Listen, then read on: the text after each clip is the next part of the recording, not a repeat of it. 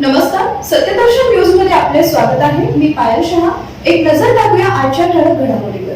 अजितदादांची पुन्हा जाहीरपणे माफी.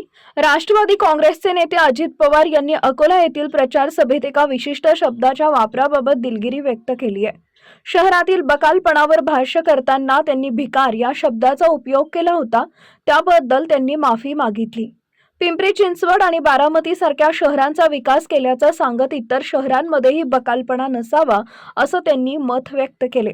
दरम्यान अजित पवारांनी अंबाजोगाई येथील सभेत स्वतःच्या कार्यशैलीचं समर्थन करताना महत्त्वाचं विधान केले होते. ते म्हणाले, मी थातूरमातूर सांगत नाही, शब्दाचा पक्का आहे. बारामती सारख्या स्वतःच्या मतदारसंघातील विकासाचा दाखला देत त्यांनी इतर नेत्यांवर अप्रत्यक्ष टीका केली. विकासाच्या गप्पा मारणारे अनेक नेते असतात, पण त्यांची स्वतःची शहरच भकास आणि बकाल असतात, असं निरीक्षण पवारांनी नोंदवलंय. त्यानंतर आता त्यांनी दिलगिरी व्यक्त केली आहे.